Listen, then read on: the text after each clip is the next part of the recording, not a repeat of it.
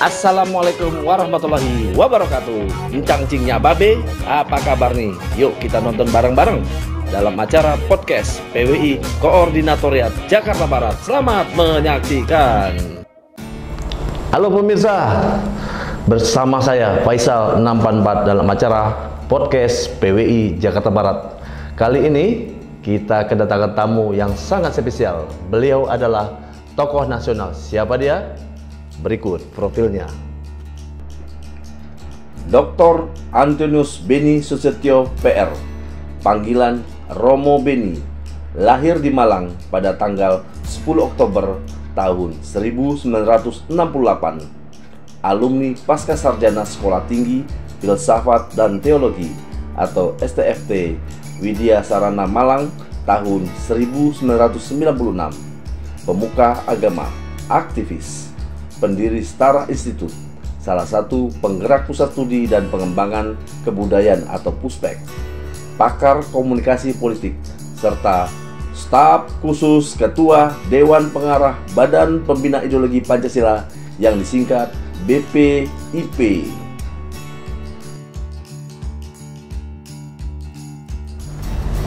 Ya, selamat siang semuanya.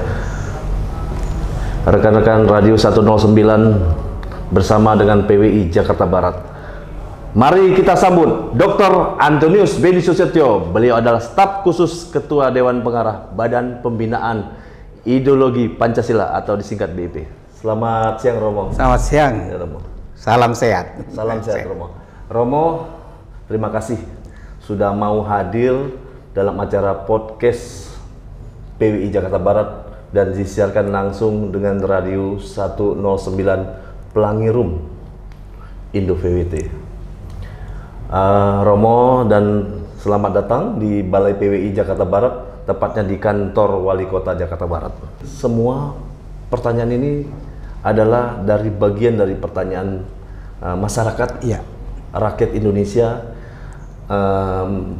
Ada beberapa yang mereka harapkan kepada pemerintah melalui tangan BPIP untuk disampaikan kepada pemerintah, yaitu yang paling sering dihadapi adalah orang tua menghadapi anaknya, bagaimana kesopanan beretika anak kepada orang tua atau orang yang lebih tua. Jadi BPIP ini kira-kira punya konsep mereka para orang tua ini untuk menghadapi anak dalam kondisi yang sekarang ini.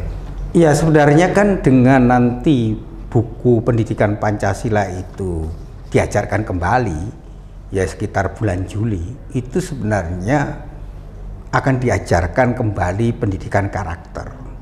Bagaimana nilai-nilai Pancasila, mulai dari sila pertama, kedua, ketiga, keempat, kelima. Salah satunya yaitu menghormati orang tua, guru, dan juga orang yang dituakan.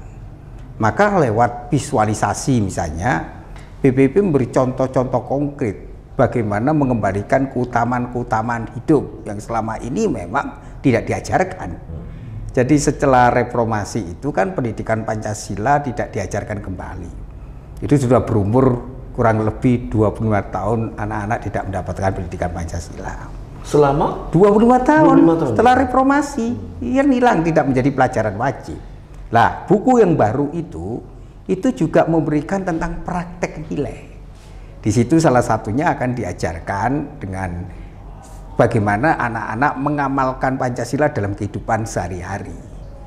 Bagaimana, mengapa sih kita wajib menghormati orang tua? Itu kan sebenarnya prinsip pertama, yaitu sila pertama, ketuhanan Yang Maha Esa. Jadi kalau kita menghormati orang tua, berarti kita itu, orang tua itu siapa? Orang yang melahirkan kita. Kalau kita menyintai orang tua kita, itu berarti kita kan menyintai Tuhan kita. Maka penghormatan terhadap orang tua bagian dari keutamaan. Keutamaan itu apa sih? Gugus insting yang mempengaruhi cara berpikir, bertindak, benar, berrelasi. Maka aja anak-anak diajarkan praktek. Lah praktek itu anak-anak harus ada contoh keteladanan. Misalnya, kalau ada orang tua mau nyebrang jalan, maka anak-anak itu membantu. Itu kan praktek. praktek. Praktek. Lah itu ada dalam nanti visualisasi lewat video-video pendek, animasi. Karena anak-anak ini kan zamannya gadget. Ya, Sehingga anak-anak itu akhirnya bisa menjadikan role model, contoh. Oh, itu dong pengamalan Pancasila itu misalnya salah satu bentuk adalah menghormati menyeberangkan jalan. Misalnya, kalau naik bis kota misalnya, ada orang tua, maka anak yang lebih muda mengalah, mempersilahkan yang tua ini duduk. Dan karena dia masih kuat, maka kita berdiri. betul. Lah itu contoh-contoh konkret itu yang akhirnya menjadi habitualisasi. Akhirnya menjadi kebiasaan. Lah kalau kebiasaan baik itu tidak ditanamkan sejak dini, ya artinya ya anak-anak kita yang memang karena tidak pernah diberitahu, tidak diajarkan. Jadi jangan disalahkan anak-anak. Maka praktek-praktek itu harus menjadikan Pancasila itu dua. Dia menjadi ideologi yang hidup dan ideologi kerja. Nah ideologi itu apa? Contoh tadi, menghormati orang tua, gotong royong, menyintai perbedaan, menerima perbedaan, menghormati perbedaan. Misalnya dalam hari-hari perayaan, hari-hari besar, anak-anak saling memberikan salam. Itu kan harus dididik. Lewat apa? Pendidikan usia dini. Nah kalau seperti terus menjadi ideologi kebijakan. Kebijakan itu menjadi ideologi praksis. Praksisnya itu apa? Lewat sebuah kurikulum. Nah, kurikulum itu berarti harus diajarkan. Nah, untuk mengajarkan, maka pendidikan Pancasila yang nanti bulan tahun ajaran baru ini itu berisi 70% praktek, 30% pengetahuan. Itu nanti diberikan kepada para siswa? Iya, karena itu menjadi dua buku. Jadi pertama yang disebut buku referensi utama itu buku babon istilahnya. Dari referensi utama itu dijadikan buku murid dan buku guru. Nah, guru harus membaca buku referensi utama itu. Nah, buku ini ditulis kemarin oleh hampir 200 penulis yang dikumpul di semua disiplin ilmu. Dari seluruh Indonesia berkumpul. Kemudian dari buku referensi utama itu kemudian menjadi buku rujukan. Buku rujukan itu artinya buku itu akhirnya dijadikan buku untuk guru dan untuk murid. Kami baru menyelesaikan revisinya sehingga diharapkan siap cetak. Dan itu akan nanti diajarkan mulai dari PAUD sampai SMA. Jadi provinsi yang sudah mendeklar itu adalah Jawa Tengah.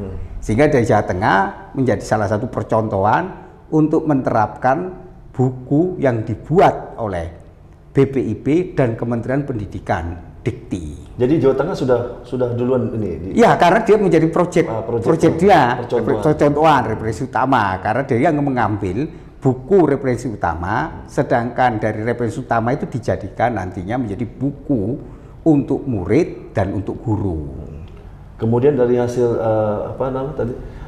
survei tadi seperti apa yang sudah? Ya kalau kita melihat kan dari survei Setara Institute, White Institute kan menunjukkan ya, bahkan Kompas ada, bahkan UGM juga ada, memang hampir kalau kita lihat dalam 5 kota besar ya, termasuk Jakarta, Solo, kemudian Padang, itu kan menunjukkan 83,5% anak-anak SMA mengatakan ideologi Pancasila tidak menjadi ideologi permanen.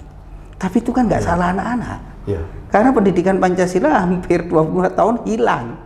Sejak setelah reformasi. Setelah reformasi, pendidikan Pancasila tidak menjadi pelajaran yang utama. Nggak ada lagi.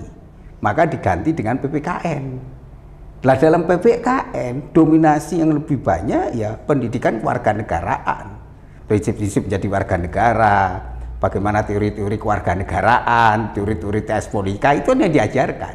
Tapi pendidikan karakter kan tidak. Lah ini akibatnya. Jadi ini kan kesalahan rejim. Harusnya rejim yang dikoreksi ya rejimnya. Jangan dibunuh pendidikan Pancasilanya. Lah itu yang kadang-kadang kita tidak objektif ya. Di negara-negara besar apapun, pendidikan kewarganegaraan, pendidikan ideologi itu ditanamkan. Kalau Anda ke Amerika, nonton film, lagu kebangsaan dinyanyikan dan mereka berdiri. Itu loh. Jadi terus kita kan hilang, reformasi upacara Senen hilang. Padahal upacara itu sangat baik. apa? Disitulah ditanamkan nilai-nilai kebangsaan. Itu hanya 30 menit nggak sampai. Sehingga anak-anak dulu hafal karena tiap hari Senin diingatkan. Upacara benar. Lah, apa impactnya?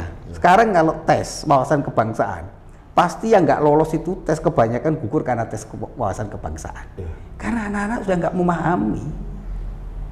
Tapi nggak salah loh generasi muda. Betul. Yang salah elitnya. Elitnya.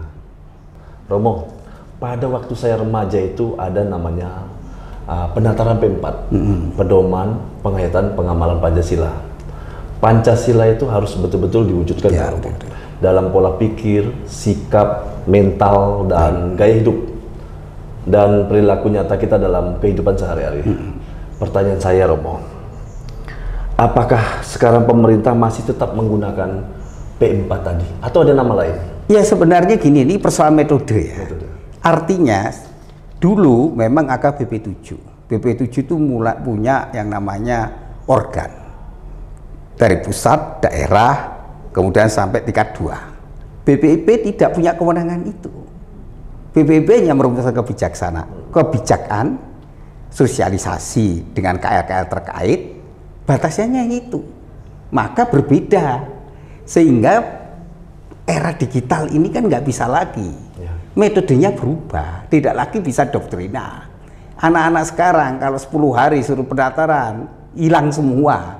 Wong anak-anak kita kuat konsentrasi hanya 25 menit kok. Setelah itu main gadget. Lah, maka kita harus mengubah metodenya. Ya misalnya bagaimana mensosialisasikan lewat TikTok.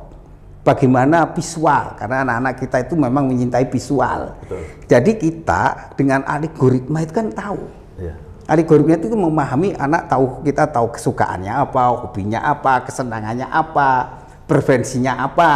Kan harus mulai itu. Maka BPIP menggunakan metodenya, misalnya ada ikon-ikon prestasi. Ikon-ikon prestasi itu selalu setiap tanggal 17 Agustus itu BPIP memberikan penghargaan kepada mereka yang harus utamakan. Siapa itu? Wartawan ada. Ada siapa?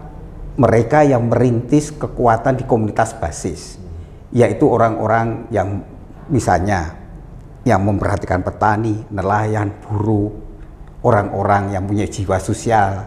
Misalnya kita memberi penghargaan kepada kapal apung, ada Dr. Lee. Itu kan contoh Pancasila. Karena anak-anak itu butuh figur. Misalnya kita memberi penghargaan Selamat Raharjo, Butet, yang menyuarakan nilai Pancasila dalam praktek tindakan. Maka kita juga harus banyak melahirkan ikon-ikon prestasi itu. Nah, ikon-ikon itu menjadi salah satu sarana bagaimana sih keutamaan Pancasila itu bisa menjadikan sesuatu orang punya role model. Kita ingat bagaimana role model Bung Karno. Bung Karno sampai hayatnya nggak punya rumah loh. Sampai hayatnya. Kemudian masyarakat membelikan rumah ketika dia dibuang. Bung Karno menolak. Karena Bung Karno tidak sampai hati melihat rakyatnya masih miskin. Ingat kan Bung Hatta dengan sepatu belinya. Sampai meninggal menabung ini membeli sepatu beli tidak terwujud. Bayangkan kalau mereka orang-orang besar itu seperti, mohon maaf ya, kan dia tinggal telepon aja pasti datang, tapi dia punya rasa. Karena Pancasila itu rasa. Karena rasa ketuhanan, rasa kemanusiaan, persatuan, kerajaan, keadilan itu menjadi habitualisasi. Habitualisasi apa sih? Internalisasi nilai yang dihayati dalam tindakan. Masih ingat kalau kita kisah-kisah mengenai, kita ingat bagaimana Menlu luar negeri kita yang luar biasa, yang tidak tamat SD. Masih ingat kita bagaimana Agus Salim, kemana-mana Agus Salim naik kereta itu membawa kursi sendiri karena kok rakyat kan, dia tidak mau diistimewakan. Jadi membawa kursi sendiri. Bagaimana luar biasa penggayatan itu loh, nilai-nilai Pancasila yang terinternalisasi, yang menjadikan habitualisasi. Habitualisasi adalah gugus insting yang mempengaruhi cara berpikir, bertindak, berrelasi. Sehingga Pancasila itu menjadi keutamaan hidup. Kalau dia menjadi keutamaan hidup, maka dia menjadi miliknya. maka kata dan tindakan satu. Sila kelima itu adalah keadilan sosial bagi seluruh rakyat Indonesia. Saya ingin bertanya Romo, karena kan kaum marginal ini seperti tidak punya hak sebagai warga negara. Mereka itu seperti disisihkan.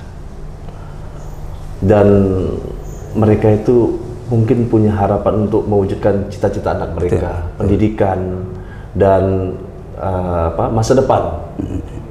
Nah, ini saya melihat bagaimana BPIP melihat kaum marginal ini untuk masa depan mereka, seperti itu. Itu yang menjadi keprihatinan almarhum Buya Safi'i Ma'arif sebagai salah satu anggota Dewan Pengarah. Dia mengatakan sila kelima itu yang menjadi tuna. Yang menjadi tuna. Tuna artinya itu yang selalu sulit diwujudkan. Karena keadilan sosial itu kan menyangkut bagaimana hajat orang hidup banyak itu, sehingga mereka yang kecil, yang lemah itu mendapatkan perhatian. Ya memang dengan segala kekurangan Presiden Jokowi mencoba mengatasi itu, ketimpangan luar Jawa misalnya. Maka kalau kita melihat pembangunan sekarang kan banyak di luar Jawa. Ya. Pak Jokowi berupaya lewat dana desa, sekarang meningkatkan menjadi 2 miliar. Dana desa itu kan dipakai untuk apa?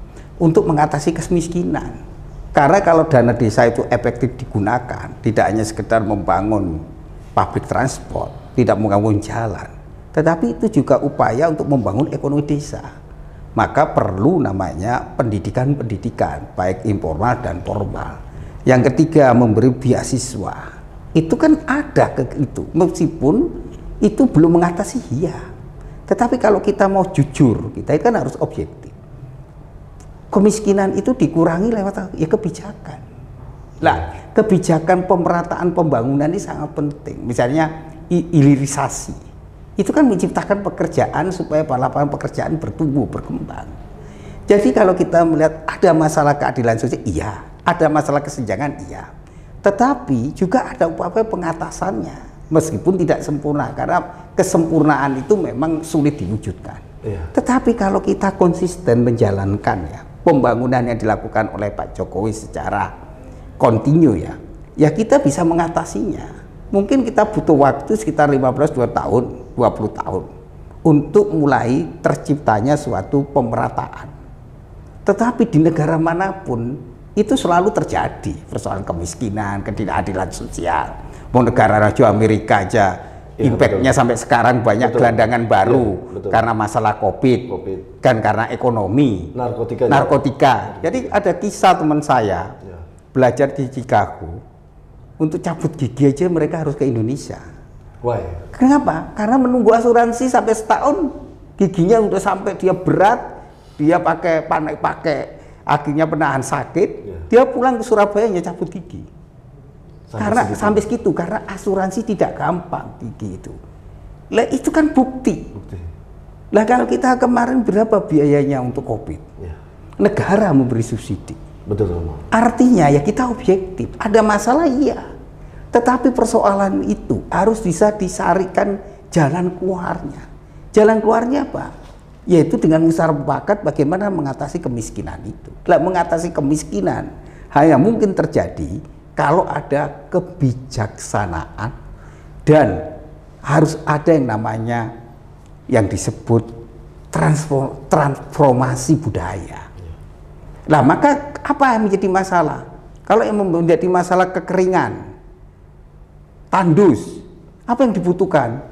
Embun. Maka Pak Jokowi membangun embun-embun di NTT, di NTB. Karena apa? Kalau itu terus terjadi karena alam, itu kan harus diatasi, maka bendungan. Ya. Nah selama ini kan nggak ada pembangunan bendungan yang massal seperti itu. Betul. Terus yang kedua, bagaimana memperlancar ekonomi? Ya publik transportasi. Supaya apa? Ekonomi tumbuh. Loh kalau kita melihat NTT berubah. Yang 10 tahun yang lalu dengan sekarang. Udah luar biasa. Luar biasa. Sekarang pusat-pusat ekonomi tumbuh. Kalau Anda lihat perbatasan, kita boleh bangga dong. Betul. Dulu di Kalimantan pintu gerbangnya. Tapi juga mulai jalannya, mulai tumbuh. Orang merasa bangga menjadi orang Indonesia. Artinya ada yang sama bekerja, kosnya kosnya itu, dan itu mahal, iya. Nah problem kita, mengapa faktor kemiskinan? Salah satunya ya budaya korup itu. Itu kan sampai zaman India Belanda, VOC bangkrut ya karena korupsi. Lah ini juga harus diatasi. Dengan cara apa? Ya caranya adalah bagaimana pemberantasan korupsi itu tidak persoalan hukum. Attitude, budaya, ini juga harus diatasi. Sehingga pendidikan nilai, kejujuran, integritas, nilai-nilai bahwa kalau kita mencuri itu dosa, itu kan sesuatu yang harus diajarkan sejak dini.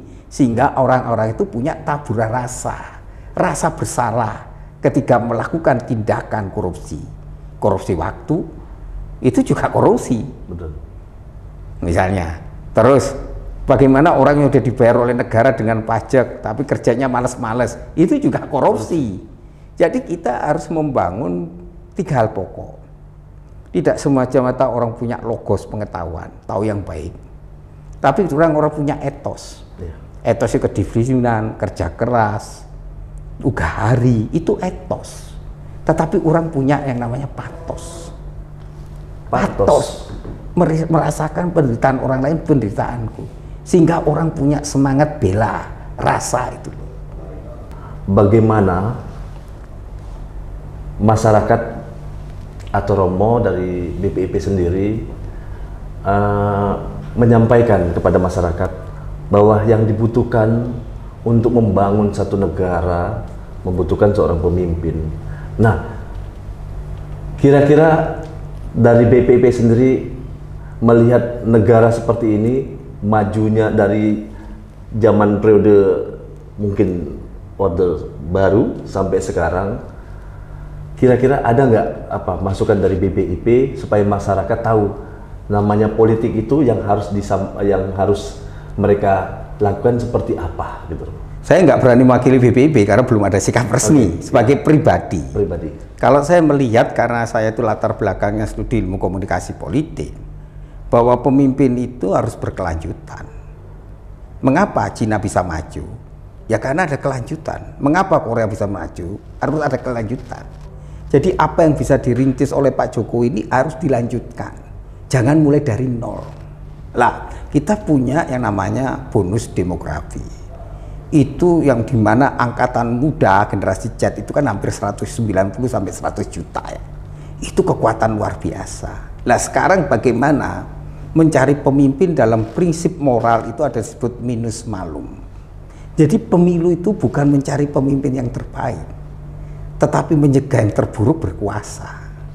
Maka dalam minus malum, pentingnya mencari pemimpin itu yang mampu pertama melanjutkan apa yang sudah dibuat oleh Pak Jokowi. Pemimpin itu bisa diterima semua orang karena kita terdiri dari 714 suku etnis. Kedua, pemimpin yang bisa menjaga Bhinneka Tunggal Ika. Keempat, pemimpin yang ideologis. Pemimpin ideologis itu harus rekam jejak. Apakah selama memimpin dia mempunyai prestasi enggak? Prestasi misalnya menurunkan angka gizi buruk, itu prestasi. Dia punya prestasi enggak mengurangi pengangguran? Dia punya prestasi enggak dalam hal pembangunan? Itu jelas-jelas mengutamakan mereka yang kecil dan lemah. Apakah dia punya prestasi enggak dalam integritas? Maka mencari pemimpin itu sebenarnya adalah bagaimana kita mampu berpikir rasional. Rasional itu akhirnya mencari pemimpin itu bukan karena emosional. Bukan karena dia sama-sama agama dengan saya, bukan karena saya sukunya sama dengan saya, etnisnya dengan sama, tidak. Pemimpin yang bisa merangkul. Maka pemimpin itu pontifak, menjadi jembatan. Jembatan apa? Terhadap semua perbedaan itu, nggak gampang. 714 suku itu nggak gampang. Ketika kami ketemu 5 tahun lalu dengan Imam Besar Al-Azhar, dia mengatakan Arab situ hanya 10 suku aja perang sampai nggak kesudahan. 10 suku. 10 suku. Terus Imam Damaskus setelah itu 3 tahun datang ke pertemuan di Hotel Said. Dia ngomong, kami iri Indonesia punya Pancasila. Bayangkan katanya kami konflik sampai sekarang nggak bisa damai. hanya beberapa suku. Tapi setelah itu kan dia meninggal wafat ya karena mobilnya dipasang bom kan. Bayangkan. Jadi kita jangan sampai setback. Lah ada yang harus hati-hati. Alford mengatakan rejim-rejim otoriter itu akan tumbuh lagi 20 tahun. Filipina mengalami dengan Marcos Junior-nya. Sampai sekarang juga menimbulkan polemik. Malaysia juga persoalan politik gak selesai. Thailand juga sama. Maka apa yang sudah diwariskan Pak Jokowi itu harus dilanjutkan dengan orang yang memiliki visi yang sama dengan Pak Jokowi. Supaya berkelanjutan. Tetap berlanjutan, jangan dari nol. Iya, betul. Tidak ada sempurna, iya. Tapi kalau kita mengalami pertama, politik tanpa sara, politik tanpa hoax, politik tanpa prasangka buruk, politik yang beradab, kita mampu melewati itu 15-20 tahun menjadi negara maju. Ini jangan disia-siakan dengan bonus demokrasi. Tetapi kalau kita gagal membangun konsolidasi demokrasi, kita akan mengalami seperti pengalaman Amerika Latin. Negara menjadi negara gagal. Lah akhirnya siapa yang menentukan? Ya generasi Z. Karena penentu pemilihan itu di generasi Z. Yang diperkirakan hampir 90-100 juta pemilih yang akan memilih. Jadi generasi Z itu yang menentukan. Maka dalam pemilihan itu orang harus rasional, jangan emosional. Maka yang dibutuhkan apa? Pendidikan politik. Nah, pendidikan politik siapa yang melakukan? Komunitas. Termasuk komunitas media, massa, wartawan, membuat pendidikan education politik. Pendidikan politik itu keharusan. Supaya pemilih itu rasional, sehingga peristiwa Jakarta tidak terjadi lagi. Yang dikatakan oleh Setiadi itu peristiwa pembelahan kan. Yang terjadi di Jakarta dampaknya seluruh Indonesia. Betul. Dan sampai sekarang elitnya damai, rakyatnya masih tarung. Masih tarung. Lah ini masih loh, panas. masih panas. Jangan terurang akar rumputnya. Lah, pemimpinnya sudah dapat bagi-bagi kekuasaan, rakyatnya belum damai. Sesama tetangga, sesama istri dengan suami, anak dengan orang tua, itu masa kemudian keluarga di grup itu. Maka gunakanlah media sosial itu sarana alat persatuan. Media sosial untuk merajut persaudaraan, bukan penghancur kemanusiaan. Inilah salah satu visi misi kami Balai Wartawan mengadakan podcast itu, salah satunya ini, Romo. Ya, kami terima kasih banyak karena BPIP juga banyak dibantu lah oleh teman-teman PWI Jakarta Barat untuk menginformasikan kegiatan. Sebab ini harus secara gotong royong. Iya, betul. Jadi tidak bisa. Maka kalau masyarakat memiliki smart, kecerdasan dalam penggunaan media massa itu, dan media yang paling takut itu media sosial. Kalau media massa kan kita bisa ngontrol. Kalau media massa kan kita bisa ngontrol. Kalau media sosial kan enggak. Karena apa? Framing dia buat sendiri, agenda setting kita buat sendiri. Kemudian yang terjadi dalam media sosial itu yang payah-payah apa? Yaitu kalau itu kan, kalau media mainstream, media cetak, bahkan media-media yang punya afiliasi jelas, itu kan gampang dikontrol karena punya redaksi. Betul. Kalau yang namanya kelayak, siapa yang ngontrol? Medsos itu kan personal. TikTok itu kan ngeri itu. Yang tidak, kadang-kadang dan di luar konteks dia frame videonya sama berbeda. Dan kedua, yang diomongkan tidak sesuai fakta dan data. Yang bahasa itu dengan robotik kan. Video-video lama.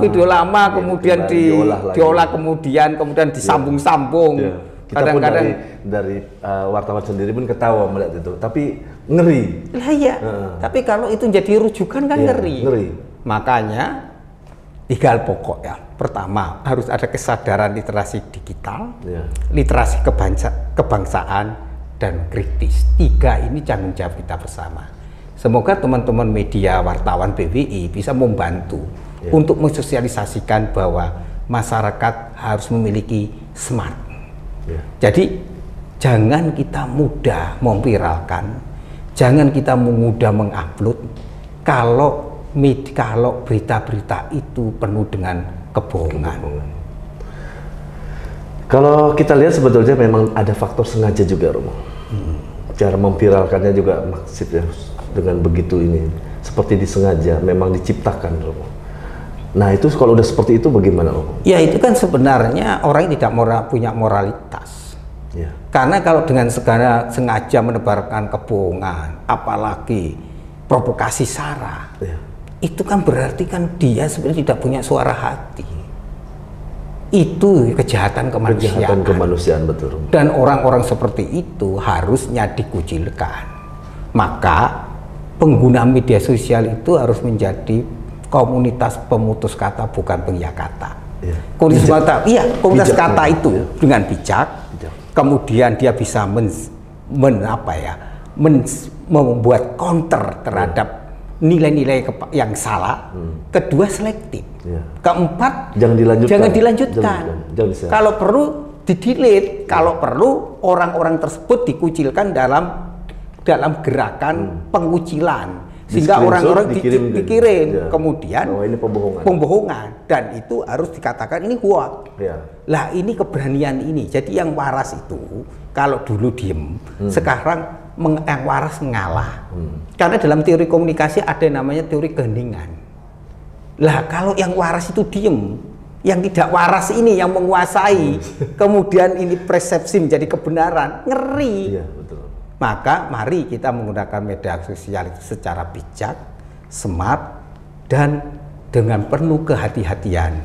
Kalau itu menyangkut hal yang sifatnya sara, janganlah itu di-share. Jangan dilanjutkan. Dan jangan dilanjutkan. Dan kalau perlu orang yang menebarkan itu dilaporkan, sehingga orang itu harus diproses hukum. Kalau kita dari media wartawan biasanya kita screenshot, kita kirim ke Kominfo. Betul. Kebenaran berita ini gitu. Kemudian nanti mereka suka jawab dengan video sebenarnya seperti ini gitu. Betul. Sebetulnya ada cara ya, Romo, tapi memang masyarakat cepat sekali. Hitungan detik begitu. Lah itu, dan kadang-kadang lebih cepat daripada kita. Ya karena mereka kadang-kadang menggunakan robot. Betul. Lah inilah menurut saya, janganlah kita negara maju aja bisa terjadi kok. Betul. Ingat Amerika, tiba-tiba Donald Trump muncul, itu yang di luar logikanya orang Amerika. Eropa yang maju aja kasus Brexit. Ya, akhirnya Inggris menyesal juga kan keluar dari masyarakat Eropa. Kasus Arab Spring kan terjadi gara-gara hanya viral media sosial. Maka kita berharap ya karena demokrasi kita itu sudah terbuka, transparan, dan demokrasi kita itu semakin hari semakin matang, ya saya harap ya masyarakat tidak mudahlah terprovokasi dengan media sosial. Karena kerap kali media sosial menjadi sarana kampanye dan merusak karakter orang. Paling tidak media sosial itu dipergunakan untuk silaturahmi. Betul. Kenal dengan teman-teman. Tapi juga media sosial menjadi sarana untuk mempromosikan kebaikan. Betul. Jangan mempromosikan keburukan. Ya. Kadang hal-hal yang kecil bisa dimasukkan ke sosial media. Betul. Curhat, Rob. Curhat. Kadang-kadang sedikit selfie. Wah, ya yang untung kan ya providernya gitu. Baik, terus itu. Oke, Romo. Terima kasih, Romo. Sama-sama, terima kasih penjelasannya. Mungkin dari Radio 109 sudah menunggu sepertinya mereka dengan mau mengasih pertanyaan. Pemirsa, acara kita lanjutkan yaitu Rakyat Bertanya, BPIP Menjawab. Disiarkan langsung melalui radio channel 109 Pelangi Room Indo VWT. Oke.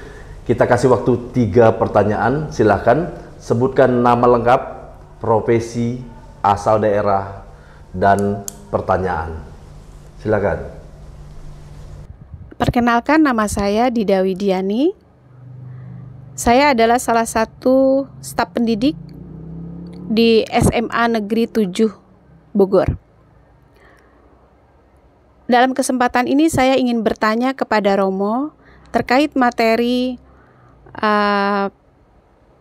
sikap dan perilaku Pancasila ya. Seiring era digitalisasi yang mana para siswa sekarang ini diharuskan memiliki literasi digital, mereka sekarang lebih banyak menggunakan gadget. Pembelajaran menggunakan gadget. Terlebih semenjak adanya COVID. Yang ingin saya tanyakan adalah, 1, bagaimana sikap pemerintah menumbuhkan rasa kepekaan sosial kepada generasi muda sekarang. Karena dengan era gadget ini, mereka lebih cenderung memiliki sifat individual. Lebih asik dengan gadgetnya ketimbang harus bersosialisasi dengan kawan-kawan. Yang kedua, bagaimana upaya pemerintah untuk meningkatkan atau untuk menumbuhkan minat baca para siswa-siswi di sekolah. Minat baca buku ya. Karena kecenderungannya sekarang ini mereka lebih menyukai membuka Google dari gadget ketimbang harus membaca buku. Itu saja pertanyaan saya. Terima kasih. Ya, Romo, dijawab langsung. Jadi begini, makasih Bu pertanyaan. Memang ini persoalan besar setelah hampir 2 tahun lebih anak-anak ini tidak pernah berjumpa dengan teman-temannya. Sehingga mereka tidak mengenal teman-temannya itu hampir 2 tahun. Ada perubahan kultur budaya. Kalau anak-anak menjadi individu egois, ya ini yang sebenarnya pernah dikatakan oleh Marcuse dalam satu buku One Dimensi One, manusia satu dimensi. Lah anak-anak kita itu dijajah teknologi. Teknologi itu kan sarana alat sebenarnya. Tapi di kita teknologi itu menjadi segala-galanya. Lah yang paling bahaya dari teknologi itu adalah anak-anak itu malas membaca buku karena anak-anak itu sekarang tinggal mencari kembang Google supaya informasi. Maka kalau nanti Bu Guru melihat pertanyaan-pertanyaan itu, anak-anak itu tidak lagi punya kreatif inovasi untuk menjawab. Jadi jawabannya itu podcast, di copy, kemudian itu yang ditulis. Lah ini yang membuat anak-anak itu tidak punya kesadaran kritis. Yang kedua, karena tidak ada kesadaran kritis, anak-anak menjadi dehumanisme. Dehumanisme itu artinya ya anak-anak menjadi individu. Jadi anak-anak itu nggak peduli, apalagi kalau anak-anak yang sudah gila gadget itu, kemudian dia lebih mengkonsumsi juga mainan-mainan smackdown. Sehingga kalau kita melihat mengapa peristiwa anak pajak itu dengan kekerasan, itu kan semua model-model smackdown. Dengan menginjak kepala dan sebagainya, itu kan dia memori itu kan kuat karena sejak kecil dia nonton itu. Dan itulah dalam teori kultifikasi, dalam komunikasi, kecenderungan orang kalau sering nonton film kekerasan ya akan dipengaruhi. Kalau orang sering mengakses porno ya akan dipengaruhi perilaku itu. Lah sekarang kita itu tidak punya yang disebut komunitas.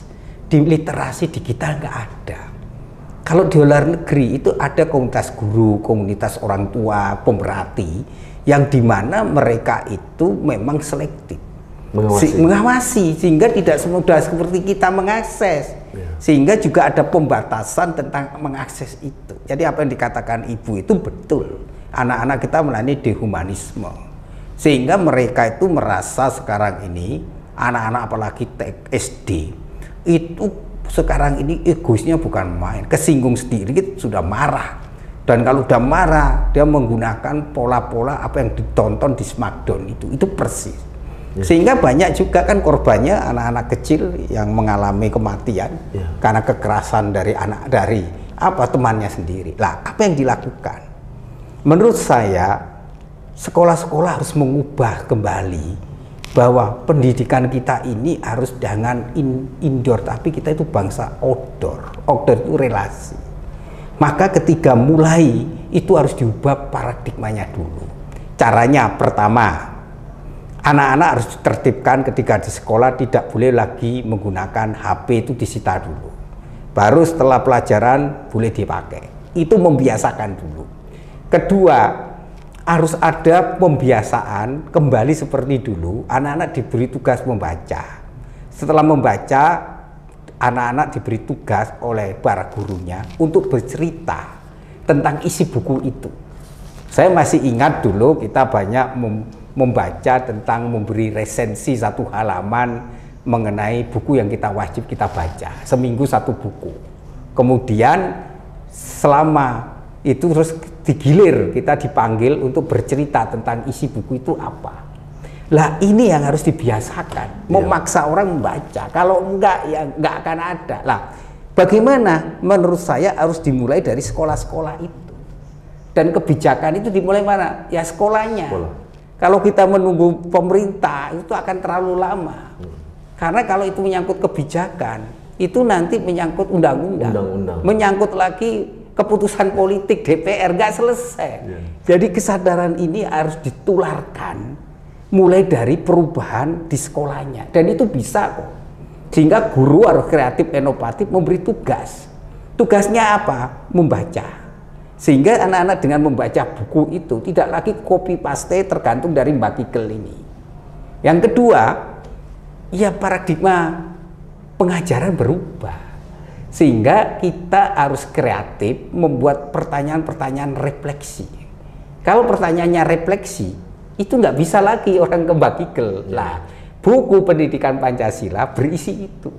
Nanti ada tugas tabel. Bagaimana pengalamanmu, bagaimana kamu ketemu dengan orang berbeda agama, bagaimana itu interaksi itu kan nggak bisa lagi mencari di Mbak Kigel. Lah itu akhirnya anak berefleksi. Kalau berefleksi maka anak berinteraksi. Jadi nggak bisa lagi dia akan melanjutkan tugas itu karena kita melihat situasi. Misalnya bullying itu mengapa bertentangan dengan Pancasila, dan dia harus bikin alasannya. Sehingga tidak bisa ngarang lagi, cari di Mbak Kigel nggak ada. Lah pertanyaan-pertanyaan itu yang reflektif ini yang harus banyak ditumbuhkan supaya kepekaan sosial itu muncul. Terus kedua, banyak kegiatan-kegiatan di luar.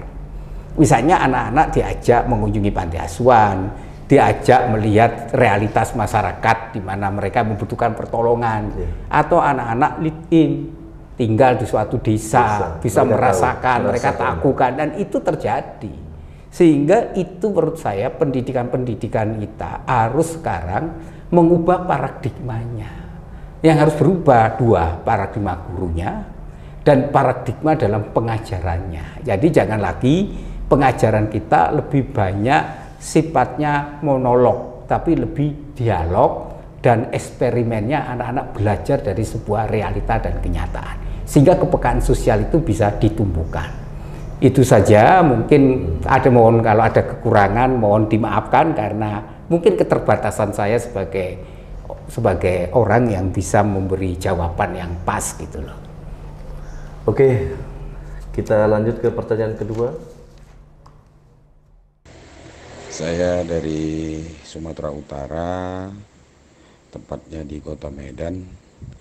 Nama saya Surya Hidayat. Saya bekerja di ASN di Politeknik Negeri Medan. Saya ingin bertanya kepada Romo, kelainan seks seperti lesbi, gay, biseks, dan transgender biasanya kita sebut LGBT. Pertanyaannya adalah, apakah kaum LGBT itu mempunyai hak untuk mengekspos dan mengembangkan perilakunya kepada masyarakat umum? Saya melihat LGBT ini sering sekali dipertontonkan, baik itu di media elektronik maupun di media sosial. Padahal jelas sekali LGBT sangat bertentangan dengan nilai-nilai Pancasila yang ada di Indonesia, yaitu sila pertama, ketuhanan yang Maha Esa, dan sila kedua, kemanusiaan yang adil dan beradab. Nah, itu pertanyaannya. Cukup sekian, Romo. Terima kasih.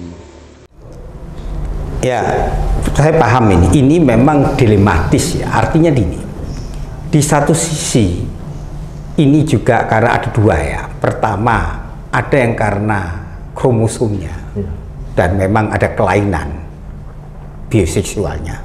Ada dua yang karena akibat dari sebuah salah pergaulan. Itu dua faktor itu. Jadi bagaimana? Ya pertama, kita tidak boleh menggunakan kekerasan.